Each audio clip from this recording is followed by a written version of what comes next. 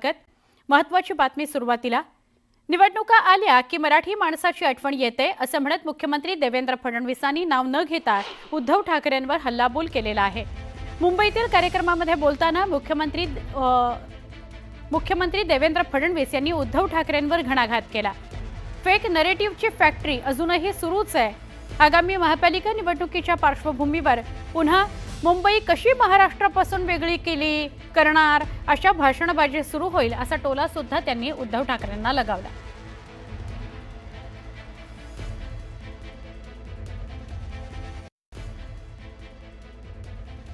निवडणुकीमध्ये मराठी माणूस आठवतो। निवडणुका मुंबई महापालिकेच्या आल्यात म्हटल्यानंतर लगेचच सूर आळवला जाईल की भाजप कसं मुंबई महाराष्ट्रापासून वेगळं करण्याच्या तयारीत आहे आणि हे फक्त भाषणासाठी निवडणुकीसाठीचे जुमले आहेत असं देवेंद्र फडणवीस म्हणाले उद्धव ठाकरेंना टोला लगावताना।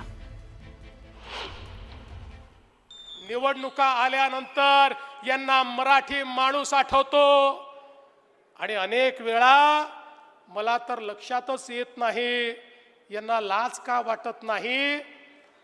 आपण जे केलं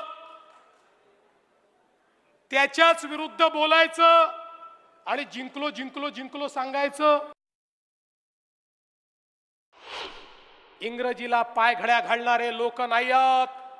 आम्हाला अभिमान भारतीय भाषेचा आहे। हो, इंग्रजी भाषा आवश्यक आहे म्हणून शिकली पाहिजे, त्याचा आम्हाला विरोध नाही आहे, पण इंग्रजीला पायघड्या घालायच्या, बॉम्बे स्कॉटिश मध्ये शिकायचं, इंग्रजीला पायघड्या घालायच्या आणि या ठिकाणी खऱ्या अर्थानं भारतीय भाषांना विरोध करायचा, हा विरोध आम्ही सहन करणार नाही।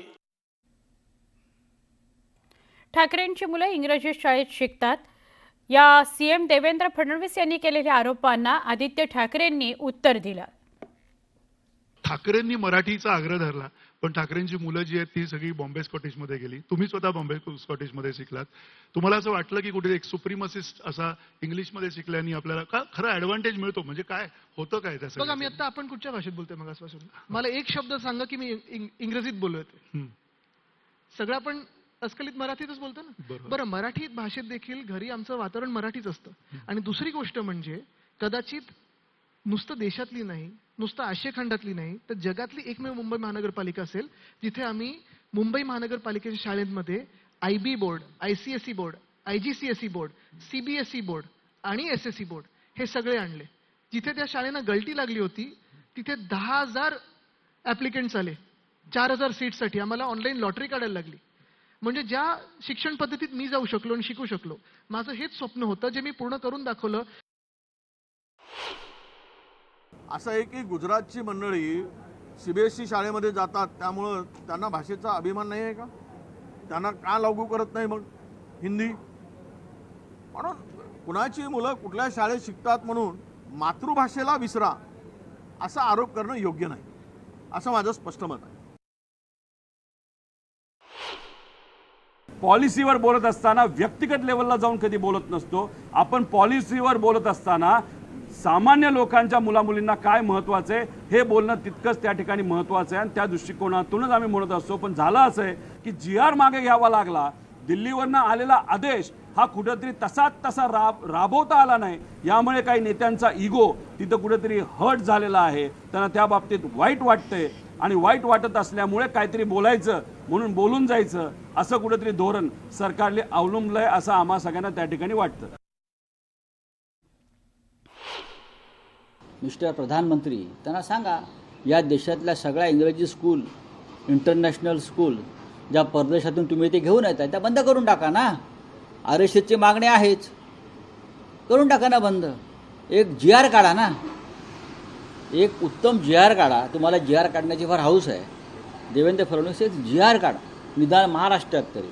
आणि या महाराष्ट्रामध्ये ज्या इंटरनॅशनल स्कूलच्या छत्र्या उगवलेल्या आहेत, जो धंदा आहे हा धंदा तुमचेच लोक करतायत, शिक्षण सम्राट, बरं का, तो बंद करून टाका। संजय राऊतांनी मुख्यमंत्र्यांना पत्र लिहिलंय आणि आमदार सुनील शेळकेंवर गंभीर आरोप केलाय। सुनील शेळकेंनी शासनाची परवानगी न घेता दगडखाणीचं उत्खनन केलं आणि त्याबाबत कोणतीही रॉयल्टी सरकारला भरलेली नाही असा आरोप राऊतांनी केलाय. देवेंद्रजी, महाराष्ट्राची लूटमार थांबवा असं आवाहन संजय राऊतांनी मुख्यमंत्र्यांना लिहिलेल्या या पत्रात केलं आहे.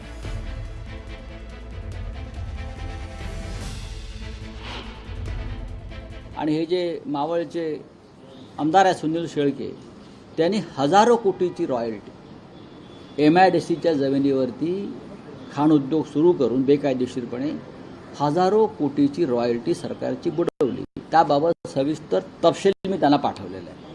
पुराव्यासह आतापर्यंत मी देवेंद्र फडणवीस यांना त्यांच्या मंत्रिमंडळातील आणि त्यांना समर्थन देणारे मंत्री आमदारांची 21 प्रकरणं भ्रष्टाचाराची पाठवलेली आहेत. पूर्ण 50 झाली का मी पत्रकार परिषद केली. एकाही पत्राची त्यांनी पोच दिली नाही, काय कारवाई करतो सांगितलेलं नाही.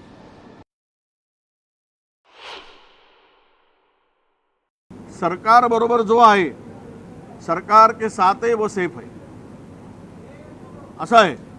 जो कितीही भ्रष्टाचारी असेल तरी त्याला साफसुथरं करायचं काम सरकारमध्ये गेल्यावर होते.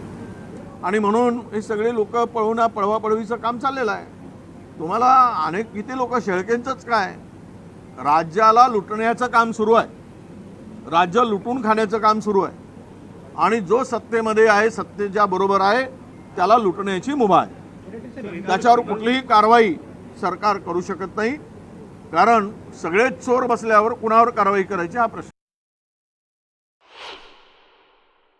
जर नेतेच अशा पद्धतीने त्या ठिकाणी कार्य आणि महापराक्रम करत असतील तर मग कार्यकर्ते आणि आमदार का कमी पडणार.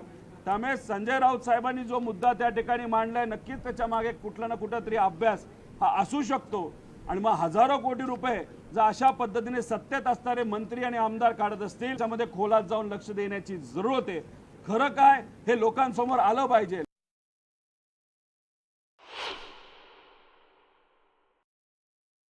सुनील अण्णासोबत मी आता 10 मिनिटा पहिले स्वतः पूर्वी सुनील अण्णांशी बोललो. रॉयल्टीचा त्यांच्या परिवाराचा आणि त्यांच्या अनेक वर्षांपासूनचा बिझनेस आहे. त्यामधून जी रॉयल्टी मिळते त्यावर त्यांचा तो व्यवसाय, रॉयल्टीचा तो जो काही त्यांचा स्टोन क्रशरचा वगैरे किंवा गौण खनिजाचा असेल तो चालतो. ते स्वतः तुमच्या समोर येऊन तुमच्या मनातले संभ्रम निर्माण करतील. आजपर्यंतच्या इतिहासात संजय राऊत साहेबांनी ज्यांच्या विरुद्ध पत्र लिहिलं, ज्यांच्यावर आरोप केले, ते कुठले आरोप सिद्ध झाले नाहीत. असाच पूर्वी आरोप राहुल कुल यांच्यावर केला होता. त्याचं पुढं काय झालं? तसंच सुनील अण्णा शेळकेंवर आरोप केला. आरोपाचे सबळ पुरावे असतील तर त्यांनी मुख्यमंत्र्यांना द्यावे, त्यांनी उपमुख्यमंत्र्यांना द्यावे, ते कारवाई करतील. आमदार सुनील शेळकेंनी हे आरोप फेटाळून लावलेले आहेत. राऊतांनी आरोप करण्यापेक्षा पुरावे द्यावेत असं आव्हान त्यांनी दिलेलं आहे. संजय राऊत यांना व्यावहारिक किती माहिती आहे हे मला माहीत नाही, परंतु संजय राऊत यांनी जी काही माहिती आपल्याकडे दिली किंवा जे काही आरोप केले आहेत ते आरोप करत असताना कुठल्याही प्रकारचे पुरावे नसताना त्यांनी आरोप केले आहेत. मी संजय राऊतांना सांगू इच्छितो, जर आपल्याकडे अशी कुठल्याही प्रकारची माहिती असेल, मला शासकीय कुठल्या नोटिसा आल्या असतील किंवा जर माझी कुठली चौकशी सुरू असेल तर त्याची मला त्यांनी माहिती द्यावी, त्याचे पुरावे द्यावे. जोपर्यंत संजय राऊत हे स्वतः लेखी कुठले पुरावे देत नाही तोपर्यंत या बाबतीत मी कुठलाही खुलासा देणार नाही.